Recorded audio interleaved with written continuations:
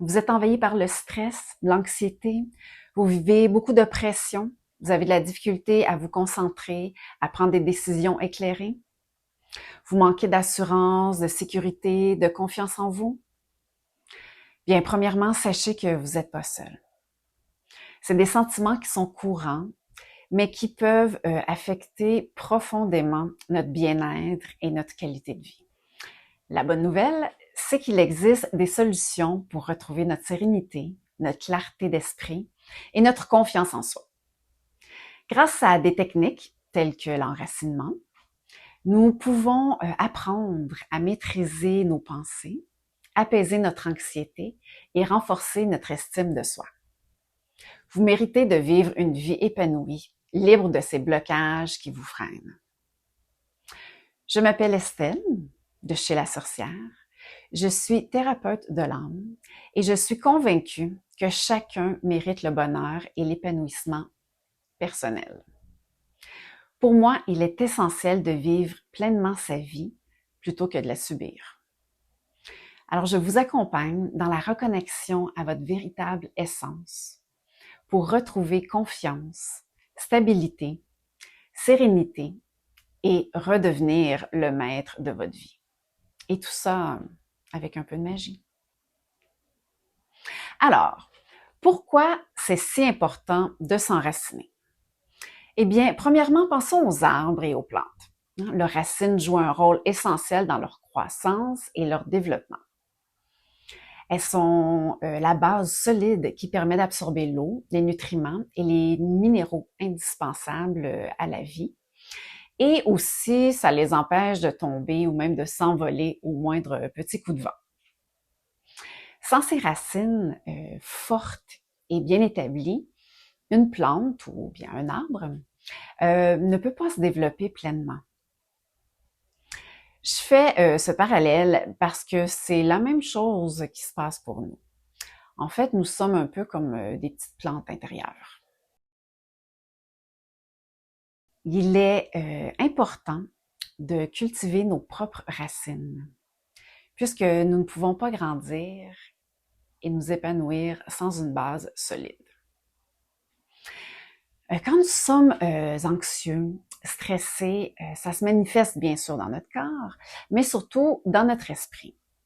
Nous avons tendance à analyser, à suranalyser, à douter de nous-mêmes, à imaginer des faux scénarios négatifs. Puis notre dialogue intérieur devient souvent très critique et décourageant.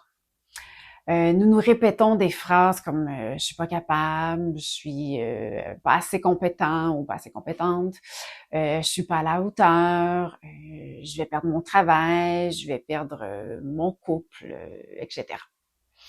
Dans le fond, ces pensées renforcent notre anxiété et peuvent même nous empêcher d'agir de manière constructive. En général, nous avons une très bonne imagination pour nous ajouter du stress. C'est que ce que l'enracinement permet, c'est de sortir de notre tête pour être plus dans notre corps, être plus présent et à sortir de ce cercle vicieux. L'enracinement travaille évidemment notre chakra de base, le chakra racine. Qu'est-ce qu'un chakra? Bien, un chakra, ça peut se définir comme un point de jonction de centre d'énergie dans notre corps, qui influence autant notre bien-être physique, émotionnel que spirituel. Il existe 7 chakras principaux et chacun correspond à une dimension différente de notre être. Le premier chakra du groupe, c'est le chakra Muladhara, qu'on nomme également le chakra racine, comme je disais un peu plus tôt. Il est essentiel pour équilibrer le système énergétique et atteindre le bien-être physique, mental et spirituel. Lorsque le chakra Muladhara est équilibré, nous nous sentons ancrés, on se sent stable, confiant. Mais à l'inverse, un chakra racine qui est bloqué ou déséquilibré, ça peut entraîner des sentiments d'insécurité, d'anxiété, de stress, même une perte de nos repères personnels. Il est lié à nos besoins fondamentaux et primaires de survie, de stabilité et de soutien. Comme la base de la pyramide de Maslow. Les 2 premiers niveaux correspondent à nos besoins fondamentaux, comme par exemple manger, boire, mais aussi à se sentir en sécurité. Si cette base n'est pas suffisamment solide, ça devient difficile de se développer de manière équilibrée et surtout d'atteindre des niveaux supérieurs, donc à évoluer. C'est le même principe qu'un bâtiment. Si la fondation n'est pas solide, bien la structure risque de s'effondrer. Je suggère fortement d'intégrer cette pratique dans votre routine quotidienne, surtout quand vous vivez des moments vraiment de stress ou d'agitation. Avec le temps, l'enracinement deviendra un outil puissant pour cultiver la sérénité, l'équilibre dans votre vie. J'ai intégré l'enracinement à ma routine quotidienne et je le pratique chaque matin, ce qui m'aide énormément dans mes journées. Je commence toujours mes journées avec une force intérieure et un calme qui m'accompagne tout au long de la journée. Puis, c'est très facile, hein? On peut s'enraciner n'importe où et à peu près n'importe quel moment. C'est vraiment pas compliqué. Ni trop long à faire non plus. Il existe plusieurs méthodes pour y parvenir. Comme par exemple, on peut utiliser des techniques de respiration lorsqu'on traverse un moment difficile dans la journée. On peut aussi profiter de la pause au travail pour faire une marche, revenir à soi, se retrouver et retrouver son calme. D'ailleurs, les activités physiques sont également une forme d'enracinement. Danser, pratiquer le yoga, le tai chi, le qigong, faire du vélo, c'est autant de moyens de se reconnecter à son corps. En bougeant, on sort de sa tête. On extériorise le stress et les émotions refoulées, tout en apportant plus d'oxygène au corps et au cerveau, ce qui favorise évidemment la détente.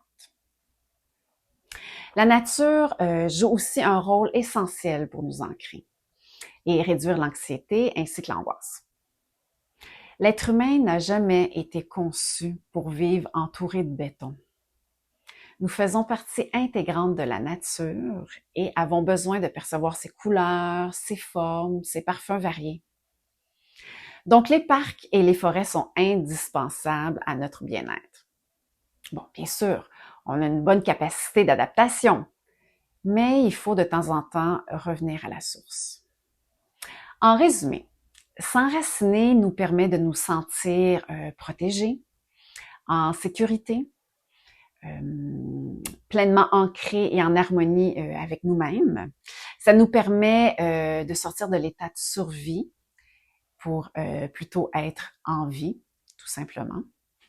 Donc, ce qui donne comme résultat une réduction de l'anxiété, une baisse de stress, une confiance en soi renforcée, un sentiment de stabilité, un meilleur contrôle de soi et aussi un état plus calme et plus détendu. N'oubliez pas de cliquer sur j'aime si vous avez apprécié la vidéo et n'hésitez pas à la partager pour que d'autres personnes puissent en profiter. Vous pouvez également me laisser un commentaire et me dire en quoi l'enracinement vous aide. J'ai également créé un e-book dans lequel je vous propose 8 exercices simples et accessibles pour vous enraciner et apaiser votre esprit. Et c'est entièrement gratuit. Vous trouverez le lien de téléchargement sous la vidéo. Prenez soin de vous.